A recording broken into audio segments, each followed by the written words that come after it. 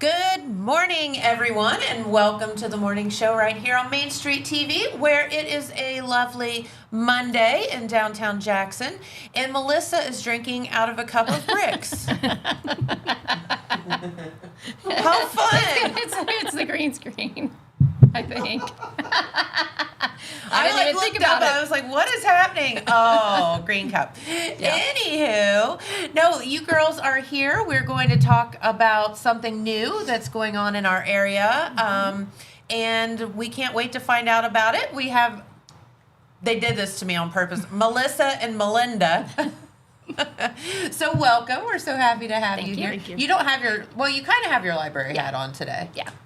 Partial library hat. Half and half, something like that. Okay. Yeah. All right. Well, I'll tell you what, we're going to be talking about something very interesting going on here coming up, and it's a great thing. So we have a message, and then we'll be back right after this. At Vinton County National Bank, we believe in supporting the areas where we live and work. Now, we'd like to honor those who also serve our communities. Our new Community Champions account is especially for first responders, veterans, active military, and anyone employed in the fields of healthcare or education. This account offers rewards, discounts, and other benefits to those who give so much to others. Vinton County National Bank, rewarding those who serve. All right, and we are back with Melissa and Melinda. Say that 5 times fast. And we are going to talk about an Autism Socialization Group that is starting up. Yes. And I think that's really interesting. Now, Melissa is here partially with your library hat on. Mm-hmm. And Melinda, what organization do you work with? I'm with the Jackson County Board of DD. I'm an SSA. That was a lot of letters. You have to tell them what that is. Yeah, tell us what that is. I'm with the Jackson County Board of Developmental Disabilities. I'm an SSA. I work with families and help with resources and different things to help with the kiddos and adults in their home and out in the community. Okay, and social worker, right? Kind of like that. Okay, we'll go with that. There you go. All right. Well, tell us a little bit about this Autism Socialization Group that is getting started, pretty soon. Yeah, this Wednesday, in a few actually. days, yeah. John, another SSA in our office, received a phone call from a parent asking if we had anything for socialization for kiddos with autism because during the summer months versus the school months, they're by themselves and really don't have anybody to hang with or have friends. That makes sense. We are trying to put a group together. John reached out to the library and said, hey, what can we do? And he reached out to Melissa, and John started brainstorming, and I'm just like kind of a sidekick with John on how to bring families together so the parents can connect and talk about different things that they're experiencing, and the kids can connect and make friends. I love that. Yeah. You know, summer has to be hard for, a lot of kids, I feel like, It is. and this is what happened kind of during the pandemic and stuff when kids were all at home and they just didn't have that socialization. It gets depressing. Well, and it's not just the socialization, it's the consistency.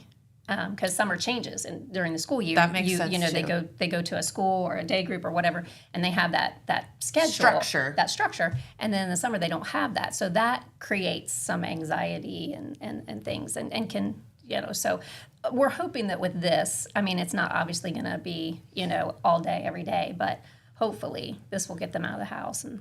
So. It'll give them something to look forward to. Yeah, that's what I was just thinking. Meet with new friends or meet with their friends and try to break up the normalcy of their week. 2 days until we get to do our friend group again. Right. Okay, that makes total sense.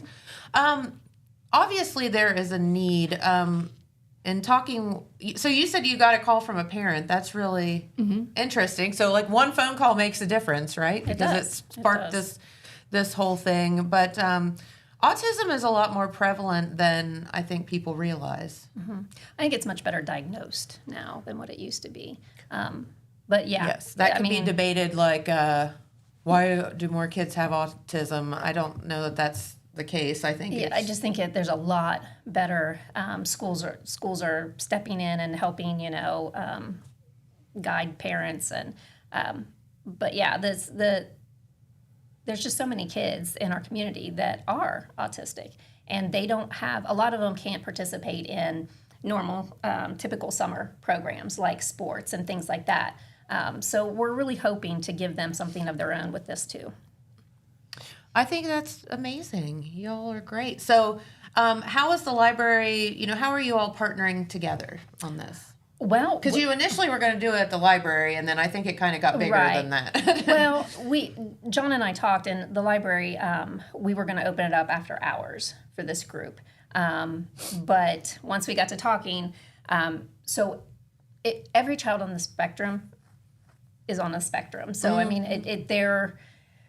they all have different needs and abilities. Things. They're all different, for sure, all different. Just because they're autistic, they're not all alike. And so when talking to the parents that came to our meeting, they more or less told us that their kids are movers and shakers. They stay on the move a lot. And so we got to thinking, and we thought, well, maybe Hope Haven would be a better venue for right now to do that, because they have a gym, they have adaptive sports equipment. Sure. They have all the stuff and things. Yeah, they have a huge playground that's fenced in because we want them to have fun, but we also want them to be safe. Yeah, absolutely. And, the gym where they can play sports and run and do all the things, that sounds like a much better And as hot as it's been, it's a little bit cooler. Yeah. And they can come and cool off. And yeah, they can go in and out. We're also, the library's going to be there. We have, and we talked about this last time, the Vox books, the voice books. Yes, so cool. Yeah, because, it's one more way for these kiddos, if they can't read, they can feel like they're reading. And it just, hopefully helps them feel like they belong a little bit more. And something they can enjoy. But we're going to set up an area inside where they can read, hang out, because some of the teens may not want to go outside. So Right. and we're doing it ages from 4 to 21. Okay, so what's going to happen is you're going to have all these different age groups, and we'll have they're going to do little their own clusters. thing. Yeah. It's going to be like the 8th grade dance with the boys and girls. Yeah, pretty much. yeah. So No, that's wonderful. And this will be every Wednesday from 6 to 7. starting this week. So starting this Wednesday. Now, do people have to sign up? Like, how's this going to work? I mean, not necessarily. We had an organizational type meeting just to gauge interest and kind of talk to the parents and see the ones that came, what's most beneficial to you, that sort of thing. But basically, you can just come. We invite any parent who has an autistic child. Now, the parent will be required to stay there. That was going to be my next question. Yeah, simply because, I think it's important for the parents to be there and help their child, because we don't know about their children. So if they have a trigger or something, we may not know that. Correct. So I think every child is different. Yes, and every child's different. So I think it's important for the parents not only to be there for that reason, but also because, to help ease them into socializing and kind of be that safe space for them. Because it is going to be something new, and they don't do new well. No. Most don't. No.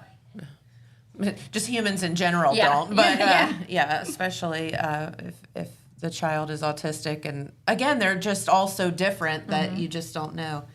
Yeah. There's some similarities, but for the most part, they're all different. And also on, I will try to bring some information of different things that I find out. There is a dental clinic in Columbus that's sensory-oriented, more geared towards more of the autism spectrum, and just different things like that. As I gather the information, I'll make sure I have it with me on the Wednesday nights to let the parents know if you guys need any information, I have it, and I'll have copies of it for them.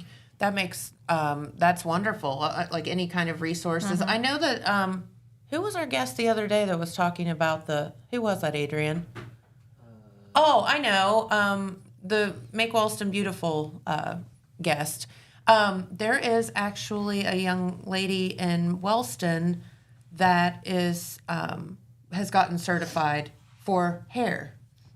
Oh, that's awesome. And she is going to start teaching other hairdressers or artists about that for autism and different things. So I think that's wonderful. So that's a resource that you guys could pass on as well. It's funny you say that because my youngest is 15 and he's autistic, and haircuts were a huge issue for us when he was younger.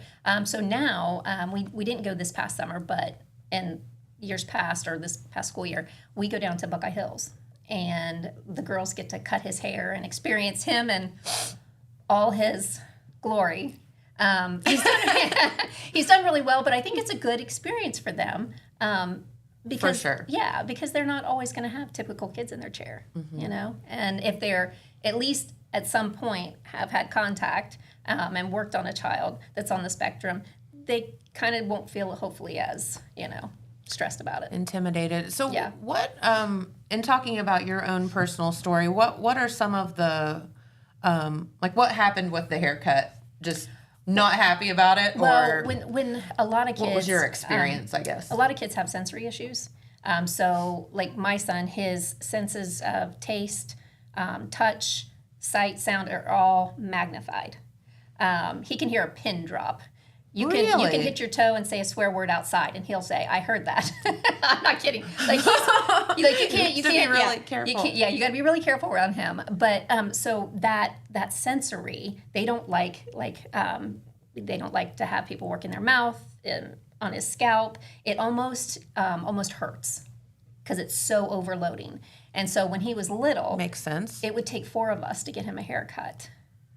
Yeah, I would have to sit in the chair. Like, because of the noise of scissors? Not just the noise. Just all of it? All of it. All of the sensory. And I would sit in a chair, and he would sit on my lap, and I'd hold him. His dad would hold the back of his head, and 2 girls would cut as fast as they possibly could with scissors. And we didn't ever care about what the haircut looked like. We were just happy to get it cut.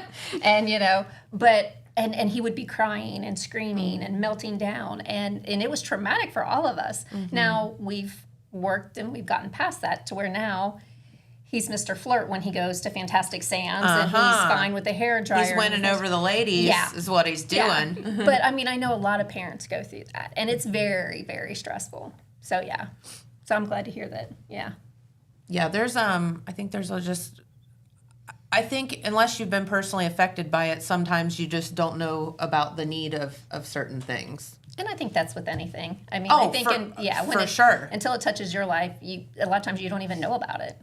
You know, it's all over the place with the drug issue. And I mean, there's just, oh my gosh, so many different things because we all live in our own little selfish bubbles and, you know, not intentionally, but we just do.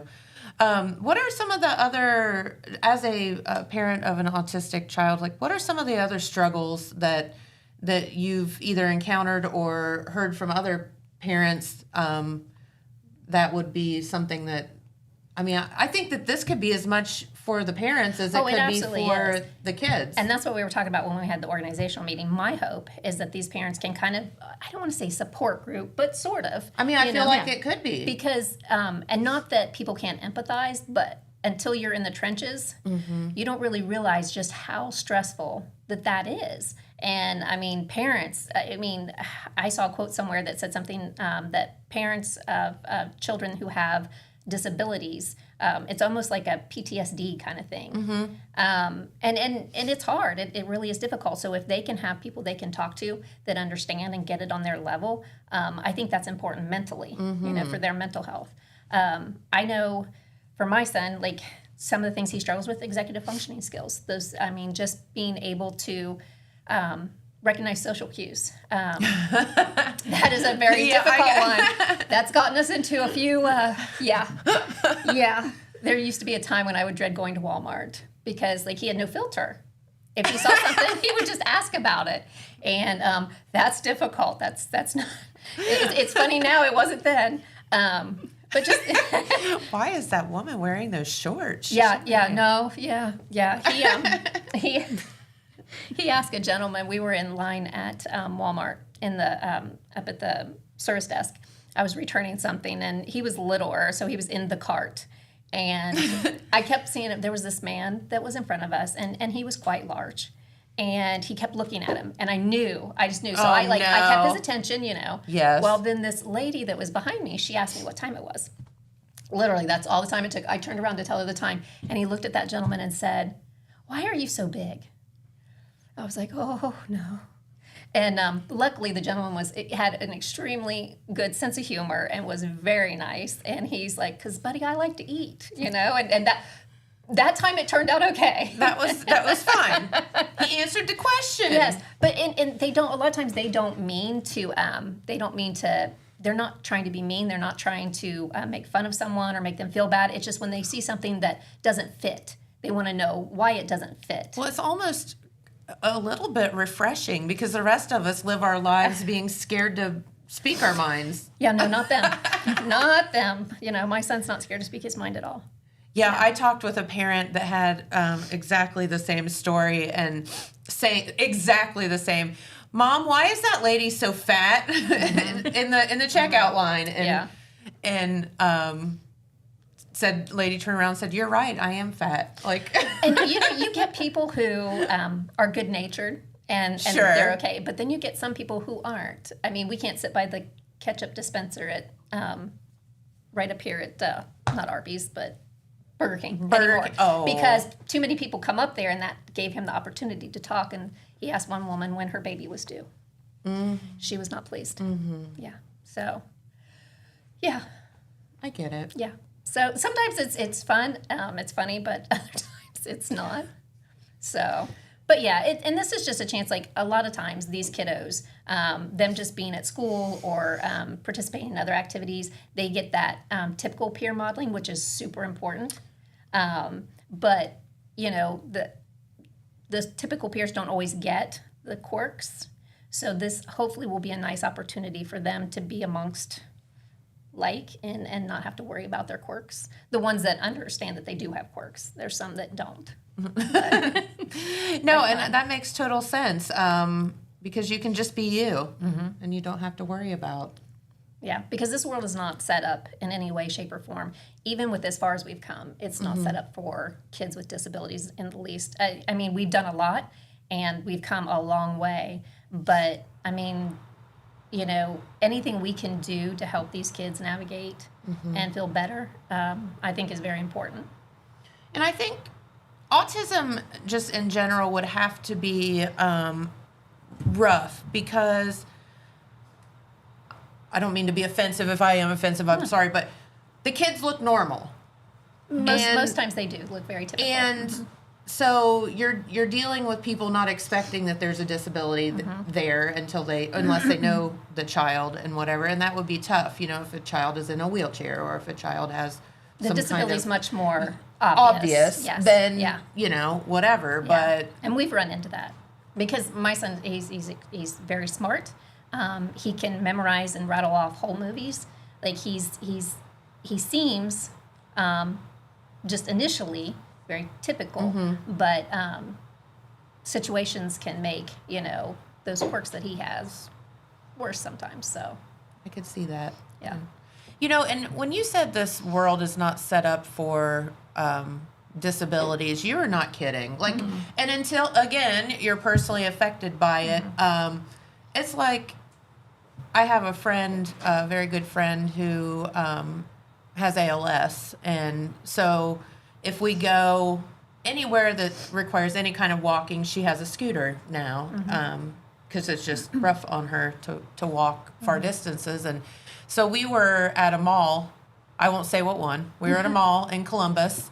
We were going to go grab something to eat and meet up with some other girlfriends. And we got her scooter out and we were going to the restaurant, and which wasn't far, but the route that we had to take because the sidewalks and there were no, I can't believe this is a thing at a fancy mall in Columbus. You couldn't, I mean, she had to drive out in the street. It was the most insane thing to me, and you don't realize it until you see it. A lot of like your shops and a lot of the restaurants are not set up, excuse me, for any kind of equipment. Correct. It's very narrow. Even if you have a stroller and you want to go in somewhere, there's been times when my children was little, I like walked in and said, I'm not going there. Because I can't. Like it's too this and yeah, you're exactly right. And the host at the restaurant we ended up going to, I went inside, it was on a wait. So basically we had to sit outside because there was no real place for her to be inside, which I didn't care. It was fine, whatever. But And then the host, like, she was so cute. She was like, "Can I drive your scooter back to?" Like, so we took the scooter to the table. Yeah. She got in the chair, and the host like drove the scooter back over to the host stand and parked it. It was the cutest thing. But I was like, this is a whole situation that it was fine. It was it ended up fine. But it's like, this is a lot, and to have to deal all the time, I can't imagine. Yeah, and that's the way, parents who have children with disabilities, they have to think 10 steps ahead, no matter all what the time. Yeah, no matter where they're going, what they're doing. You have to think of the what ifs. You have to think of all the contingency plans. You have to have a plan A, B, C, D. The whole shebang. And it gets to be stressful. Which comes back to your PTSD. Right. Thing. And they love their children. That's the reason they go to these extremes to, try to make sure that they're taken care of and they're safe and living good lives. But at the same time, yeah, it's stressful. So that's why, these parents being able to get together maybe while their kids, do their thing, I think is very important. And I think it's important, too, that kids can watch their parents talk to strangers and other parents and can observe that connection. Sure. And that way the kids can learn how to, instead of just sitting at home all the time, they can learn how to, meet a stranger and watch the parents with their social cues and different things. Because it's all about modeling, because a lot of those children, it doesn't come naturally to them. They don't, my son, we've had to teach him how to introduce himself and then wait and let the other person introduce themselves back instead of just walking away. You know what I mean? They things like that, something that simple just doesn't come natural. So, this peer modeling or parent modeling is super important. Yeah, I mean, it's positive peer pressure, right? Yeah. Sometimes, hopefully. Yes. Yes. that they see good things. So let's talk about your organization for a minute and some of the things that you all do outside of, obviously, this amazing situation. We work with anywhere from kids to adults. We have there's several of us. I think there are like 6 of us off the top of my head, and we help connect with community resources. We have different programs that will, depending on the need the person needs inside the home or in the community, is depending on what resources we have available to them. And we work with them and try to make sure that all their needs are met in their home. And like when they're older and living, if they're able to live on their own, do they have everything they need? Is their home safe for them? Do they have somebody who's able to help them? Okay. And do they have transportation into the community? And, if they are working somewhere, are they working somewhere, I pop in and check on them, or whoever's on the caseload they're on, to make sure everything's going okay. And this kind of help make the bridge to make sure that everybody is getting a chance. Because the world is set up where you're taught one way, but you don't see the other side. Yeah. And you don't know until you're in it. And it kind of helps to build that bridge and let them know it's okay if you don't want to do something. I don't want to do it either, but it's okay. You still got to clean, Right. you still have to do stuff, just because you don't want to do it doesn't mean you get a free pass. Right. But at the same time, I don't really want to do it either, so buddy, let's do it together, Yeah. That way they don't feel like they're alone or they're singled out, to make them feel like they're one and all. What are some of the main struggles that you see out there? Some of the main struggles that we see basically is with socialization and people like knowing that there is people out there with disabilities, because everybody sees everybody as a typical person. Yes. They don't see anybody that has an issue or has a struggle. And if they do, they don't have the patience to help them through it. And they expect the same out of everybody. Even a typical person is not the same. No. And just so it's the same person with a disability. Nobody is the same. And the biggest struggle we have is balancing that out for them. Let them know it's okay. And just trying to make sure they have the proper care and the help they need. Because there's anything from, there's all kind of disabilities out there. We have a lot of, sometimes we have issue with like folks going to the doctor in general, or just going to the dentist or the eye doctor. Well, listen, y'all were talking about that. I don't like going to the dentist and get my hair cut and all that stuff. Like, I don't like that either. Yeah, we still have to go to Children's in Columbus for my son to even have a cleaning. And if anything else needs done, he has to be put under. Mm-hmm. So, I mean, you know, and that's not typical, you know. And a lot of our resources are local, and so we know what we have here. And so we know, like, there's no transportation. You can't hop the bus and go into Walmart and get something to eat. Correct. We are working on that, by the way. We are working on that. So it's kind of hard. And if you look at different things like that, going into somewhere, and like we were talking about the restaurants and different things, and like everything's small. There's not enough room, like you said, for the chair and different things. So there's different, you know, avenues and stuff. And we try to help, like if, like your friend, like if they have something going on and like, okay, now they're not able to go up the steps in their home. So let's look at possibly getting accommodations like for a ramp or putting up arm rails or something to help them, you know, just live the normal, live their a normal life. as normally as possible for them. That makes total sense. So you all are kind of a like maybe a first resource, then can help people get out and about and give them other resources. Yeah, we do our best to see what we can do, or if we can't help because some things that we, you know, it's our hands are tied, we can always suggest other resources and other organizations. Okay, I think that's amazing. Well, and I just think it's important for people in general to understand that, you know, these kids, and as they grow, these adults, that they are they have wants and needs and feelings and aspirations just like anybody else. They might be a little different, but I think just getting to know someone who has a disability, so I feel like for so long, like they've been kind of kept separate. So a lot of segregation, really, sort of, and you know, people don't get an opportunity to really get to know them. And I think if you did, you would see. I mean. Like my personal experience with my son, like he is super funny. You know, you just never know what's gonna come out of his mouth sometimes. But just getting to know these individuals, and I think, and one thing I've been like really trying to push within the school my son goes to is helping these kids, like the younger that they are, when they can be integrated, typical and non-typical. The non-typical kids get that benefit of that peer modeling from the typical kids. The typical kids get to see that they're not so different. And so when you go to school together and you're kind of raised up together, they don't look at them as so different. You know what I mean? And I feel like they're more empathetic. Yeah, and protective. Yes. Yeah, I've had my girls who goes to a different school than your kiddo has come home to me and goes, well, so-and-so, how can I help him?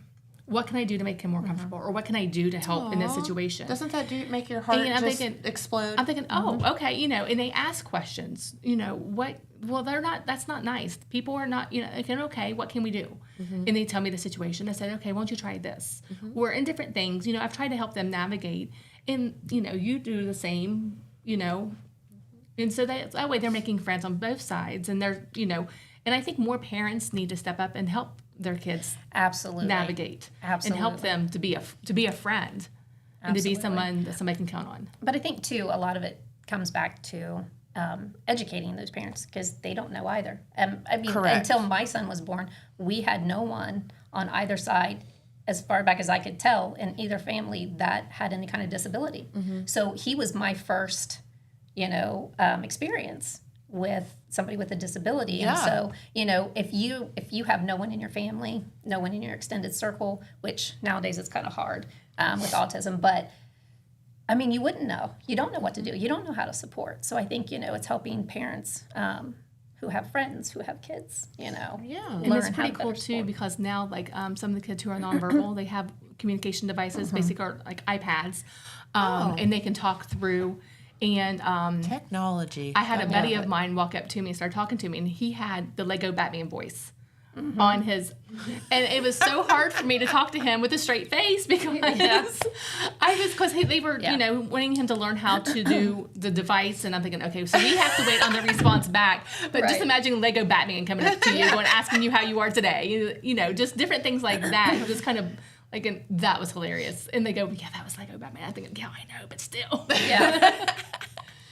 So yeah, a lot of people don't know, like on that behalf, that they can hear you, but they may not be able to get everything out. Mm-hmm. So you have to give kids extra time to express their wants, needs, and if kiddos get upset, it's not because they're mad. They're mad because they know what they want to say or want to do. They just can't get it out like we can. Well, and I think with all the sensory issues with autism, I mean, can you imagine wanting to leave your house every day knowing that you're going to be bombarded by every noise? Like, you can't filter out any of the noises. You can't filter out any of, it's just all that information, all that it's just incoming constantly. And you've got to, appear typical. You've got to hold it in all through the day. Like, a lot of adults can't do that. So, listen, the anxiety is a thing. And so, autistic kids, they're like some of the most resilient people on this earth. Because I can't imagine going through every day dealing with what they deal with. And this is just, like I said, my son's experience. And just getting up and doing it all over again every single day. Like, it's just, most of them are just amazing individuals. Yeah, that makes total sense. And very gifted. Like, insane gifted, which is wild. Well, sure. And for most kiddos with autism and adults, it's finding that little space where mine's horses. My kid loves horses. He's loved them since the day he's could even figure out what a horse was. I feel him. Yes, seriously, we have every horses are in the blood. Every horse book, every horse movie. There's lassos and cowboy hats all over our house. And so it's just helping them find whatever that thing is that they really enjoy. So has he gotten to hang out with horses? Oh, yeah. His grandpa has horses. Oh, so good. Yeah, okay. So, yeah, he helps with the horses, and he gets to go to the barn just about every day. And that's wonderful. Yeah. I get it. That was me growing up. I had the Barbies, and then I had the Barbie horse, and the Barbies all went this way, and all I did was play with the horse. My mom's like, oh, my God, I'm in so much trouble. Yeah. I get it. So, okay, so let's go over, all the details of this again. I think this is so amazing. And are you hoping that this goes on and on and on? Or right now we're just seeing how it goes. Okay. We would hope, because I think it's important for these kiddos to have something of their own. But again, we'll have to wait and see kind of how it goes. Yeah, because we were talking about see what the turnout is and how it, because we may have to do it hopefully to do it weekly. But it kind of depends. We'll see. Yeah. And once the people make the connections, they don't need.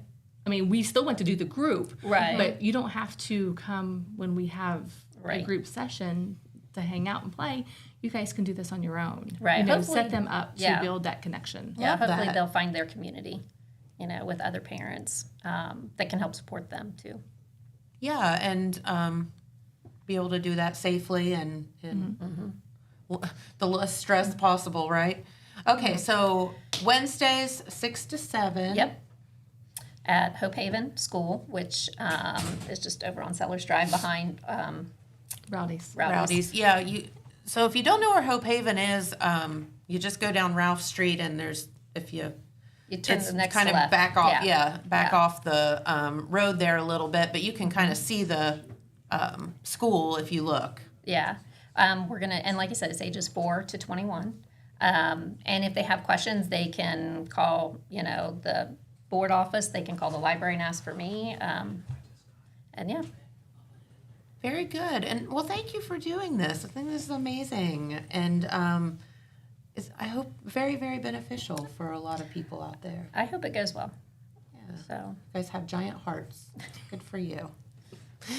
All right. Well, is there anything else we wanted to tell our viewers while you're here today? And again, you can call Melinda or Melissa, either one, for information about this. Yes.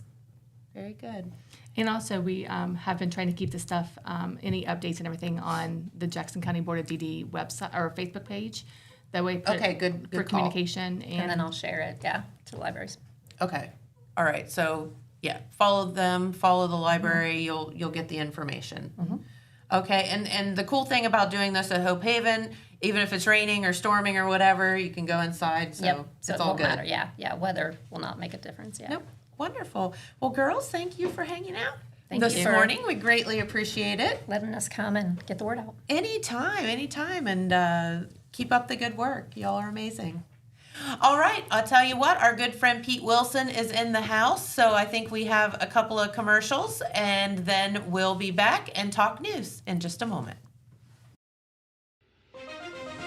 From breaking news to heartwarming stories, a telegram is your ticket to the latest buzz in town. Read your daily dose of local headlines, sports, and entertainment and more, in hand and on paper. Get a print and digital subscription for only $7.95 per month. Delivered fresh every Wednesday and Saturday. Visit thetelegramnews.com or call 740-286-3023 today.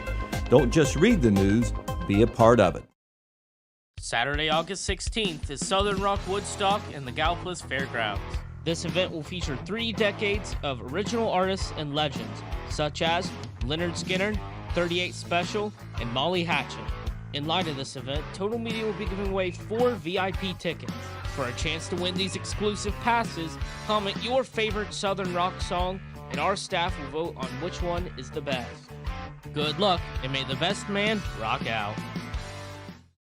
Did you know Jackson is home to a locally owned and operated full-service print shop? Zip Printing covers all your print, signage, and design needs. From business cards, booklets, and posters to yard signs, banners, screen-printed t-shirts, oversized signage, and more. We can help you or your business advertise and look good doing it. Zip Printing also offers logo design. Allow us to assist you in building or elevating your brand today. Zip Printing is located in the Stockmeister Plaza at 708 East Main Street in Jackson, Ohio. So stop in or give us a call at 740-286-3023.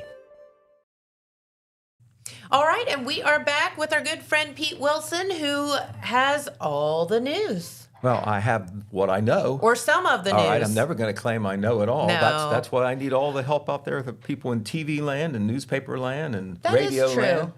You don't know something till you see it or somebody tells you. People can be very, very helpful as far as that. Right. After we hear something, we'll try to vet it, research it, and confirm it, and then get it to you so it's correct. There you go. Not everything floating out there is correct, you know. You mean things on Facebook aren't always true? Well, no, they're not always true, but a famous newspaper man who I will not mention, when they were complaining about whether something was right in the newspaper or whatever, and they said, you told us wrong, that newspaperman said, well, we don't report what we know, we report what somebody says.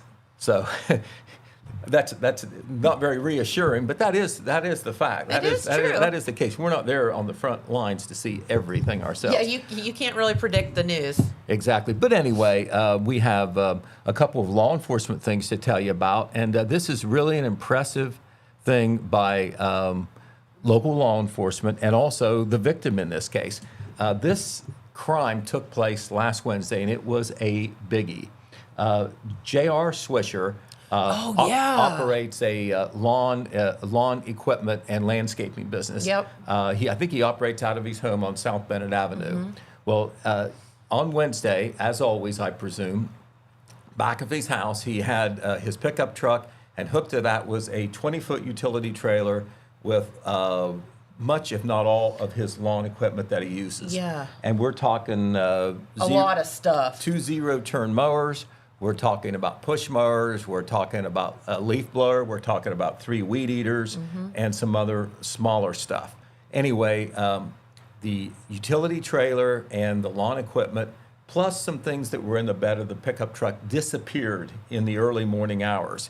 He knew that they were there at 4:30 a.m., but when he checked later that morning, it was gone. The truck was there, but somebody had come in the dark of night, I suppose it was the dark of night, unhooked that huge utility trailer with all that equipment on and hooked it to the back of another truck and vamoosed. That is very brazen. Off they go. Okay, Insane. well, what happened was course, he called the police. Shortly after that, he posted a picture of the lawn equipment on Facebook. And there was, I think the last time I checked, there were 712 shares on the second post where he had the picture.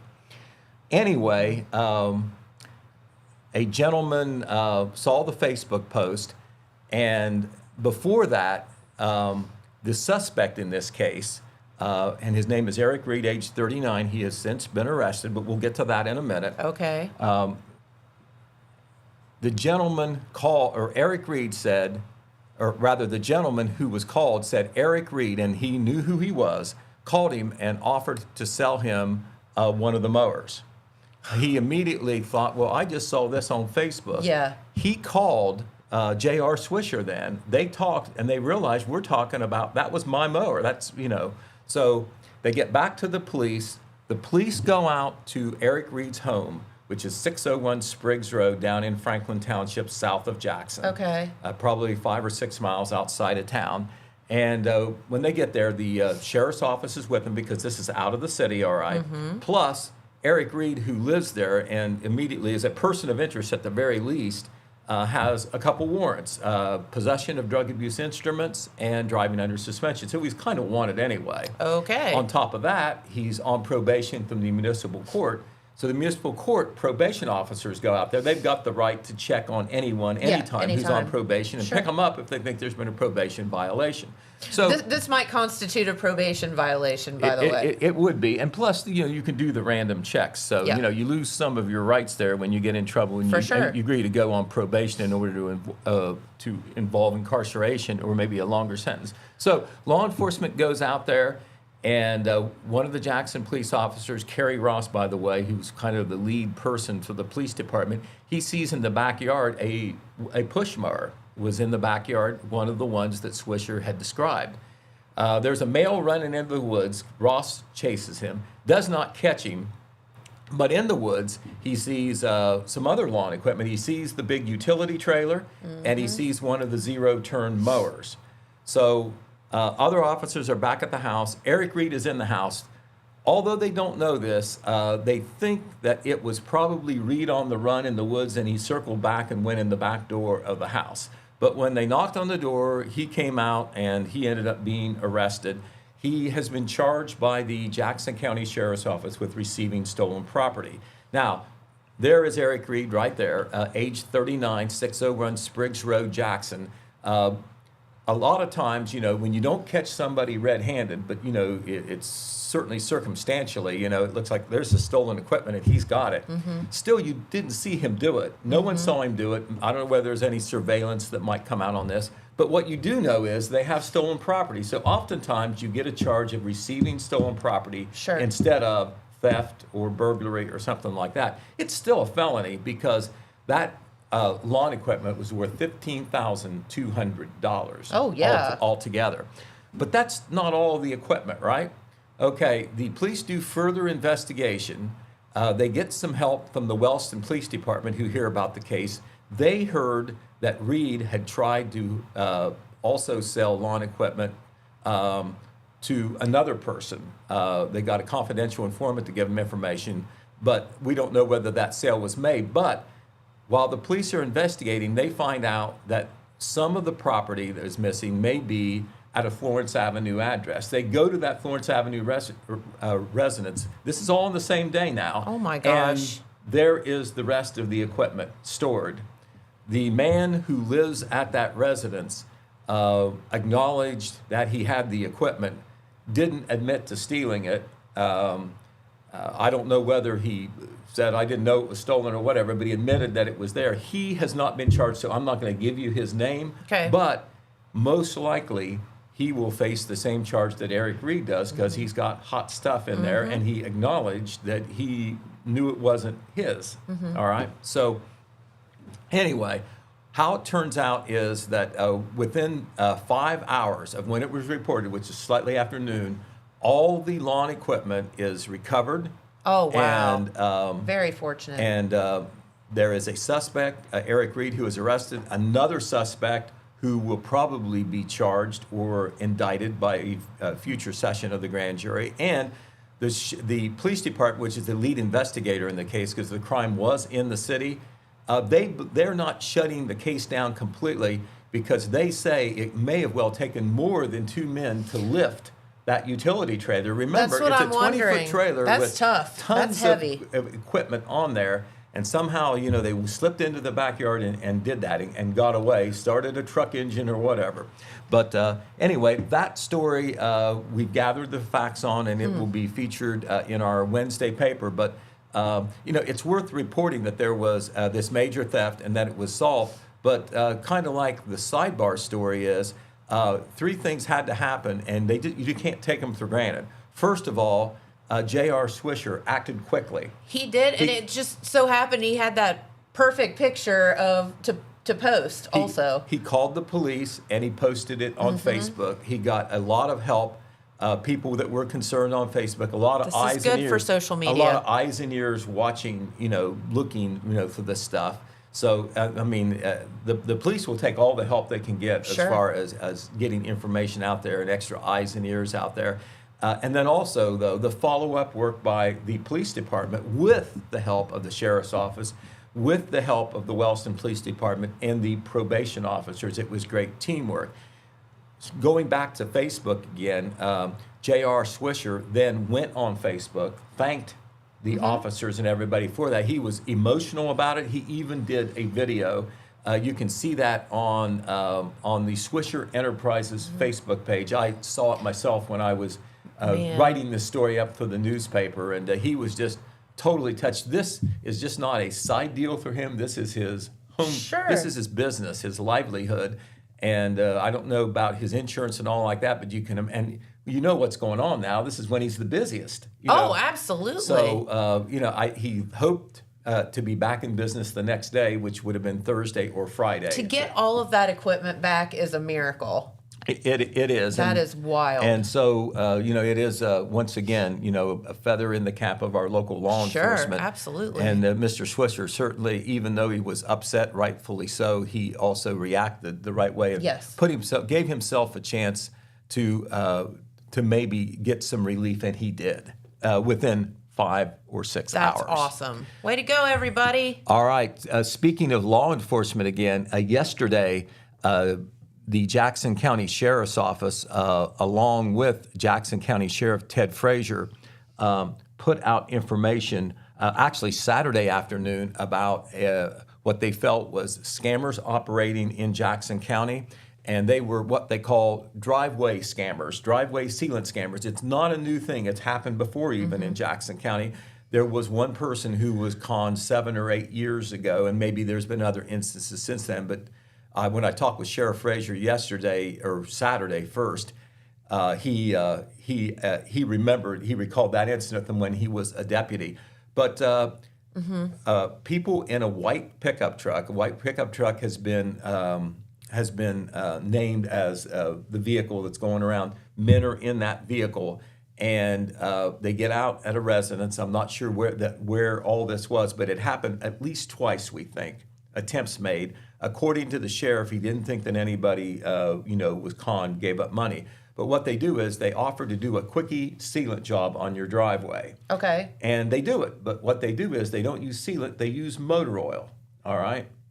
But it looks good. It looks good. You look at it. Gosh. You look at, oh my gosh, it's just like fake paint on your house or something.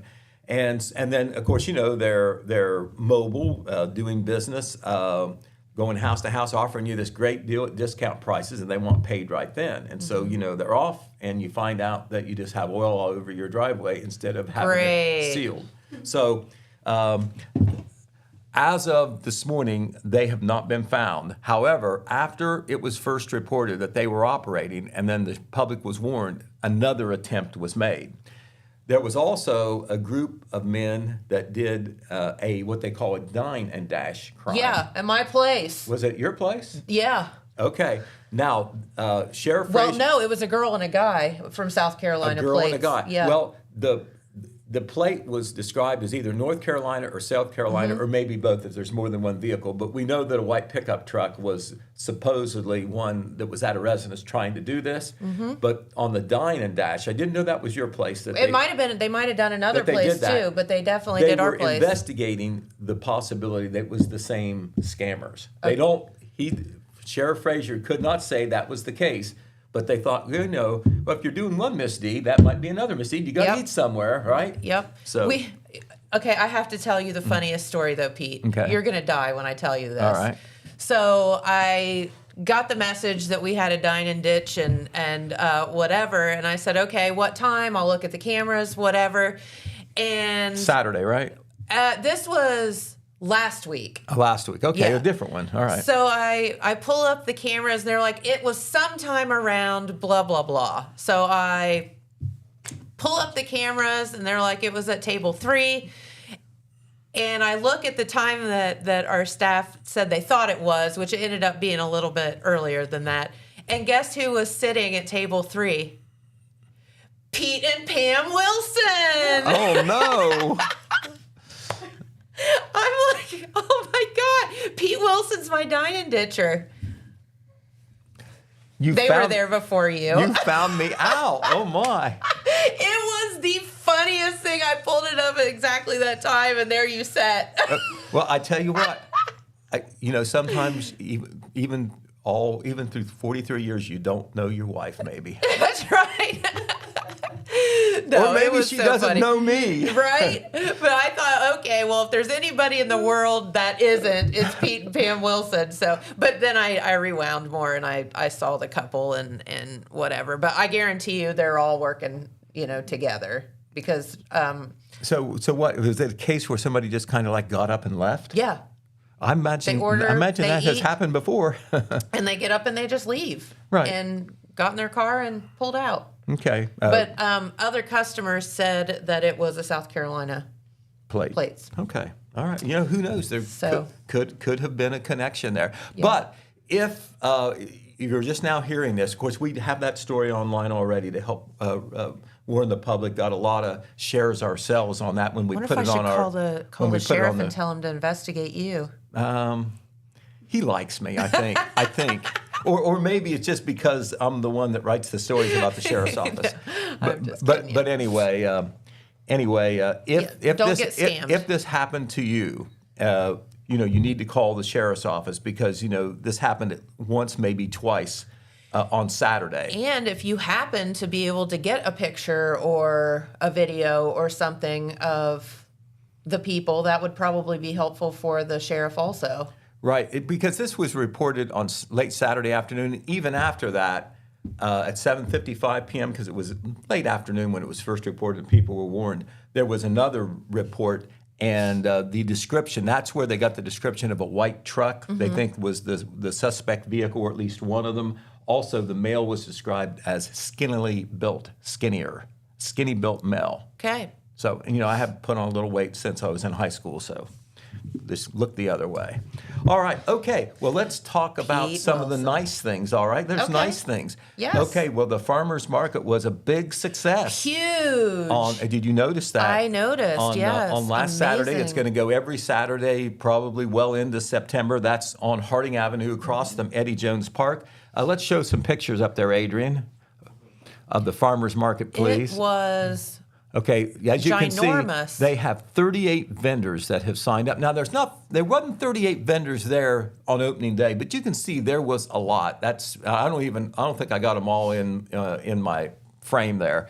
But right in the middle of it was the Weber family, and they deserve credit for operating it, organizing it, and throw that picture up there, if you would. That is representatives of the Weber family. They probably had 8 or 9 folks there, but the Weber family farm goes back to 1835. Now, how about that? Out there in Sauda Township near the Pike County line. Brandon Weber is kind of the patriarch now. He's got grandchildren and all, and he was there. But these are some of the family representatives. Blake Weber, second from the right, is a grandson, and Sarah Weber Massey is his daughter. She's there on the right holding the peaches. But they had a lot of customers. As a matter of fact, I went in early to take a picture before the crowd got there, because I was over there anyway in that area. And they let me go ahead and make a purchase. And when people in their cars saw me doing that, it was like a yard sale, 15 or 20 minutes ahead of the starting. There were elbows flying everywhere. Right. So, but anyway, 38 vendors signed up. And so it's just not, it's any agricultural product, if you can stretch that's locally grown, can be part of that. There's honey and there's meat. And flowers, all kind of cool all stuff. like that. It is definitely worth dropping in on. Also, throw up that other picture we have there. This was a nice thing that the Good Shepherd Wesleyan Church did at the first one. That is Wade Swickard. He is the new pastor of the Good Shepherd Wesleyan Church out on Chillicothe Pike. You see he's got his GSW t-shirt on. Yeah. He had other church members and volunteers there. You know what they did? They cooked breakfast and lunch and gave it away free of charge. Aw, nice love service that. project, nice outreach project. And Wade Swickard is new, wants to meet a lot of people and wants to let, all the people there at the farmers market, customers and vendors alike about the church and that they are nice people. So congratulations to them. Right across the street was the Summer Bike Day. Yes. At the Eddie Jones Park. That was a success too. Here are the bikers taking off right in the middle. In the pink, that is our own Kay Howe, who is kind of one of the leaders of Jackson County Forward. Just to her right and on the left, if you're looking at the picture, is Amanda Crabtree, who is a mover and shaker in a lot of things good in Jackson County. But anyway, they had a good-sized group there. It was a 5K. They had great weather, of course. It was not too hot, but the sun was out. The police led them on part of the trip there. They were on the streets and all. Sure. But they haven't said this yet, but I know that they may also do bike rides in Wellston and Oak Hills. Well, they did last year. Not been scheduled or announced yet, but that's a possibility. These are the two young ladies from Holzer who were representing Holzer Health System. And this is a nice thing that they did at the Bike Day last year and they did at the Bike Day this year. They do it at other events too. But that is Amy McGuire on the left. She's from Holzer Jackson Pattonsville, the clinical manager. And on the right is Rhonda O'Neill, the clinical manager at Holzer Jenkins Wellston. They had sliced fresh fruit, whole fresh fruit, granola, peanuts, berries, a lot of healthy stuff. I think they had Band-Aids and sunglasses and all. Just a service project, totally free. They do some other events as well, some other 5K events as well. Just a very nice project. That is free of charge. And so they were there. We want to give them credit as well. All right, well, let's talk about a couple of other things here as our time is running down. I want to mention, if there's any doubt, if people aren't paying attention to the paper and social media, Oak Hills Margaret Ann Pool has had a rough time this year getting open because of different things. The weather hasn't been the greatest right in the early part of the summer. A lot of rain. It was cool before it got hot.